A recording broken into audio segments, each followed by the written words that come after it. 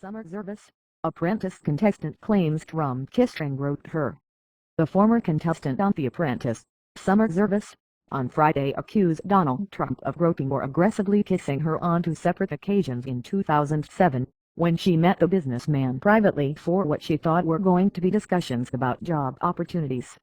Often speaking through tears, Zervos read a prepared statement in the Los Angeles offices of her lawyer, Gloria Allred. The accusations, which Trump later denied, saying in a statement he vaguely remembered Zervos but never met her at a hotel or greeted her inappropriately a decade ago, were the latest in a wave of such claims against the Republican nominee for president.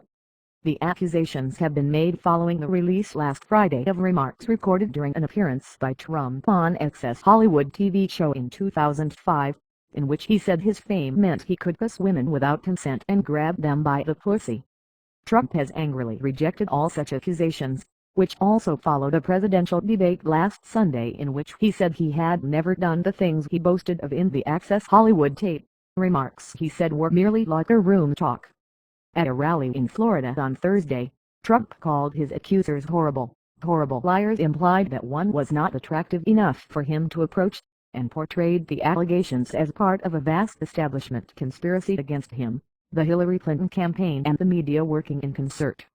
His words earned a stinging rebuke from First Lady Michelle Obama, but at a Friday rally in North Carolina he said of one accuser, Jessica Leeds, "Yeah, I'm gonna go after you. Believe me, she would not be my first choice, that I can't tell you. Man, you don't know, that would not be my first choice."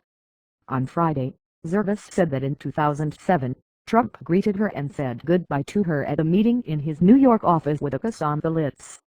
Brushing it off as his form of greeting, she said, she agreed to meet Trump for dinner later that year when he traveled to Los Angeles.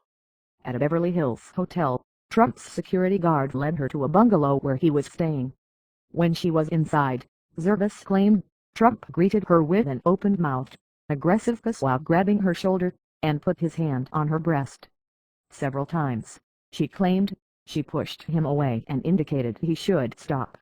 When Zervos resisted Trump's advances, she said, he tried to lead her toward the bedroom of the bungalow. "Let's lay down and watch some telly," she claimed he said. When she said, "Come on man, get real," she claimed, he replied, "Get real," and thrust his genitals at her. Zervos, who was an Orange County restaurant owner when she appeared on the 5th season of The Apprentice, said she was making her accusations public because of Trump's claims that he had never touched a woman without her consent. In his statement, Trump said, "I vaguely remember Ms. Zervos as one of the many contestants on The Apprentice over the years. To be clear, I never met her at a hotel or greeted her inappropriately a decade ago. That is not who I am as a person, and it is not how I've conducted my life." In fact, Ms. Zervos continued to contact me for help, emailing my office on April 14 of this year asking that I visit her restaurant in California. Trump went on to claim the media is now creating the theater of absurdity that threatens to tear our democratic process apart and poison the minds of the American public, and said in the coming days he would address our nation in a more personal way bypassing the unethical press that wants to see their candidate elected. Late Friday night, the Trump campaign also released a statement from Zervos' first cousin, John Barry, who described himself as completely shocked and bewildered. He said, "I think Summer wishes she could still be on reality TV, and in an effort to get that back she's saying all of these negative things about Mr. Trump. That's not how she talked about him before. I can only imagine that Summer's actions today are nothing more than an attempt to regain the spotlight at Mr. Trump's expense, and I don't think it reflects well." The Trump campaign released an email that Trump referred to in his earlier statement. In addition to the women who have emerged to contradict Trump's claims to never having acted on his words, a woman named Jill Hart has maintained for many years that Trump forcibly assaulted her in 1992 at his Palm Beach estate, Mar-a-Lago. Zervos said once she had refused Trump's advances several times. He seems to transform and to only want to discuss her business goals. "I wondered if the sexual behavior was some kind of test and whether or not I had passed," she said. It was obvious to her, she said, that Trump still wanted to discuss the job, as he told her to meet him at one of his golf courses the next morning. Even though Mr. Trump had sexually harassed me, I still wanted to get a job in the Trump organization, she said. Because she had rejected Trump's sexual advances, she said her thinking went, the job would be on merit. Zervos went to the golf course and was instead greeted by the club's manager, who gave her a tour.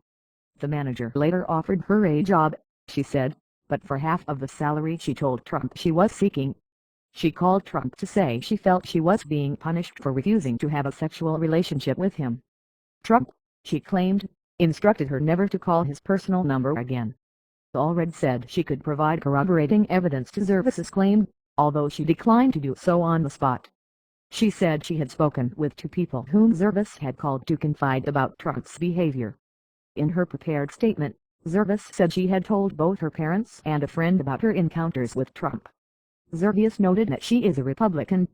Throughout the presidential campaign, she said, she has always paid Trump compliments when people asked her, based on her experience on The Apprentice, what he was really like. But in private, she claimed, she sent him an email through his campaign explaining how he had hurt her. I had no idea about his behavior with other women, she said. Allred said she had been contacted by many more women who were not sure they wished to go public with their accusations, presumably against Trump.